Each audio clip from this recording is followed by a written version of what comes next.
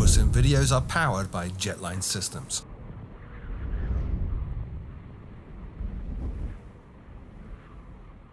Hello YouTube, this is Frugal and this is HTC's brand new Vive Pro, the latest version of their Vive virtual reality system for PC. VR obviously among our group of people is growing quite considerably. There's nothing I think more immersive than flying a full realism simulator in virtual reality, and we have really three main options prior to this arriving. You have the Oculus Rift that I've done videos on in the past, you have the previous version of the HTC Vive, and finally you have the Windows mixed reality systems that you can get from Dell, Samsung and various other places. This is not the HTC Vive version 2 by any means. It really is the Vive Professional. So you take the original Vive version 1 and you improve it in many ways, and then you release a new version called the Vive Professional. I'm sure many of you who are into VR have seen press about this already, the #1 headline being that this is insanely expensive. It's actually quite ridiculous. This is an $800 virtual reality headset and it doesn't come with all the bits you need. Having bought this, you will then need to go and buy two of these things, which are the touch controllers, and you will need to buy two what they call base stations, which are the bits that track where the headset and where the controllers are. The grand total price of all of that is going to set you well over $1,000 in cost. So let's get that right out of the way right now. The price is frankly insane. But the good news, the price is likely to drop. In fact, it's likely to drop probably within the next 6 to 8 months. Oculus are already talking about a new version of their Oculus virtual reality system coming out mid to late this year, and you can expect that when they do that, HTC will release a bundle of this plus the two controllers, plus the base stations for a greatly reduced price. It's the same pattern that we saw, incidentally, with the original virtual reality systems. The Oculus Rift, when I pre-ordered it way back in the midst of time, was $600, and that only included one motion sensor. And no controllers, incidentally. I had to go and buy a second motion sensor and the two controllers completely separate. So this isn't anything unusual. The other big headline feature with this is it does have an improved resolution, and that's where I think HTC have made the right call by calling this the Vive Professional and not Vive version 2. Let me just look on my other screen here, I'll bring you up the stats. Now, Oculus and the original Vive have a resolution of 2160 by 1200. This has a resolution of 2880 by 1600, which I think, as far as I can recall, gives you about a 78% increase in the number of dots that you're seeing basically in the display. Other than that, the specs are exactly the same as the original Vive, which is to say it does room scale VR, working on 5 feet by 5 feet, or they claim it will do up to 100 meters squared, but realistically with two sensors, it's 5 feet by 5 feet. It is a wired connection. There is a wireless adapter coming out for this fairly soon, but I will talk through the wire and other changes to the physical device shortly. Other than that, the feature set is pretty much the same as the original Vive, and then some. It's kind of a Vive Plus or a Vive Pro. With the original Vive, you needed to buy an audio strap, I think they called it, which bolted on the headphones, which are now included with the device. Let me talk you through some other changes with this as well. Now, I have an Oculus Rift, not a Vive, but I have done my research, and I can tell you that, first of all, the padding here at the back of the unit is substantially thicker than it ever was before, and it's actually quite pleasant. Same on the front here as well. In fact, also there's a USB-C port nestled away underneath this front, I don't know what you call that, this front gasket in there. The other thing they've done is they've got a single strap on the top, so putting this on and off now is actually a lot easier. What you do is you undo this top strap, put it on your head, and then rotate this. This thing at the back tightens up, you can see it there, and loosens the fitting on your head. It's actually very easy to fit this onto your head and get it in position perfectly very quickly, especially compared to an Oculus Rift, or as I understand it, the original Vive. Now, on the headset itself, there are two buttons down here, or a button and a knob over here. The knob changes the IPD, or the interpupillary distance. It basically moves the two lenses in and out until you get a comfortable view, I guess, of what you're looking at. This button here, if you press it, lets you pull out, there we go, and push in the lenses closer to your eyeballs. Very useful if you're wearing spectacles, and this is much easier to wear if you do wear spectacles than either the Oculus Rift or the original Vive. Now, the other change is in here. This nose piece is now split in two, and if you can see that, It splits in two and is actually a lot more comfortable on the bridge of your nose. I understand a common complaint with the original Vive is that that wasn't very comfortable at all. Now it is, and comfort, I think, is the big overarching story with the Vive Pro.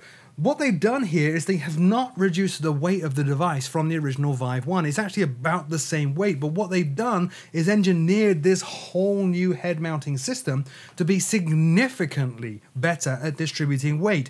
My wife, who is a techno weenie and never uses this stuff, put it on and remarked at how easy it was to put on and how comfortable it is. This strap system, along with this plastic head looping system and the screw at the back, actually just does a really good job of distributing the weight of the entire system across your head, making it much easier to wear for extended periods of time. It is infinitely more comfortable than my old Oculus Rift. You'll notice as well that there are two cameras on the front. There's been a lot of speculation as to what those cameras are for, whether they're going to be doing augmented or mixed reality or anything like that. As I understand it, they're not. These are later going to be used to provide a better view of what's around you, what obstacles are around you in the room, so you don't trip over and break your neck. Now, other changes. They have a much improved cable here, but the downside of this is on the original Vive, there was a cable that goes to the breakout box which connects to your PC. And as I understood it, the connection from the Vive headset to that box was simply HDMI. So you could very easily go to Best Buy or wherever and pick up an HDMI extension cable and then extend the range of this cable. No more! Now it's a proprietary plug. You cannot extend it. You are limited to the length of this cable and that's it. The box, incidentally, is no longer HDMI based. It is DisplayPort based. If you do not have a PC with a spare DisplayPort socket on it, you will not be able to use this. Now, I've got to stress as well, that spare DisplayPort socket must be on the graphics card that you're using to do virtual reality. So if you have DisplayPort on your motherboard and all the DisplayPorts on your NVIDIA GeForce card are full up, you cannot use the DisplayPort port on your motherboard. You have to use the one that's on the graphics card. So, as you can already see, it's something of a mixed bag. In terms of the design, we have improvements with this head strap across here, this strap across the top. We have improvements with the built-in headphones not requiring you to buy an extra bit of hardware to bolt on to the virtual reality device. We also have an improvement in display resolution. And then the negatives, proprietary cable connection, so you cannot extend it yourself. Also, DisplayPort based, and with that increased resolution, you're going to need a beefy PC to power the VR display at the native resolution of the device. So really, it's a mixed bag, and then you throw on that $800 price tag just for the headset if you don't already have a Vive, and it's pretty compelling that you should not buy that. I would urge you to think again. The reason why is there's been a lot of reviews and pre-reviews and pre-release informations about this and how it works in video games and virtual reality environments, that it's not a dramatic improvement over what you already had with the Vive 1. That's correct. It's not, unless you're doing what we do. In simulation, this is phenomenal. Absolutely phenomenal. I always wanted to do a lot more DCS VR and I never did. And the reason why is in DCS you have a 2-scale cockpit with those 2-scale displays in the A10 or the KA50, and they were crazy hard to read. You would need to put some virtual gymnastics in your chair to lean close enough to that display to see what's going on. It was not very comfortable. You can now read the displays on those screens. You can read the heads-up display. You can see exactly everything that is going on without squinting, without getting eye strain, and you can do so very comfortably for extended periods of time. Same with Elite Dangerous. All the pop-up screens and displays that you have in Elite Dangerous are now immensely readable. This is the perfect VR device for virtual reality simulation. And as far as I'm concerned, it is absolutely everything I was hoping for from a simulation point of view, but you still can't get past that price, which is frankly right now completely insane. Now, as someone coming from Oculus Rift to the HTC Vive world, what's it like as an experience there? It's actually pretty cool. These controllers are awful. They are really bad compared to the Oculus ones. They do everything they're supposed to do, but they are huge, absolutely massive.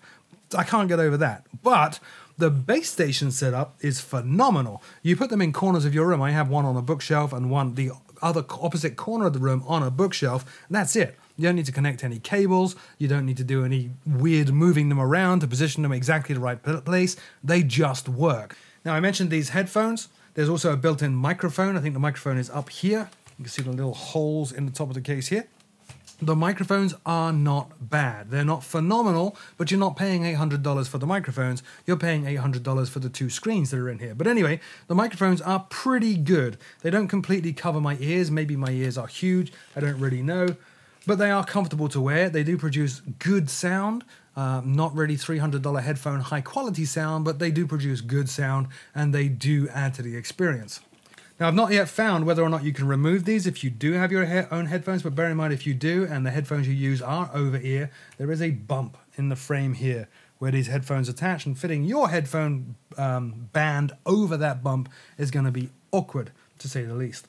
So in conclusion, I think as I said at the start of this video, this is not the HTC Vive version 2. This is the HTC Vive Professional. It's the original Vive with countless improvements to make it a little bit better, but it's certainly not the next generation of virtual reality. I would expect that to arrive in about maybe 2 years' time when there is a higher prevalence of gaming PCs out there that can power twin 4K displays. Currently it's hard enough to power a single 4K display.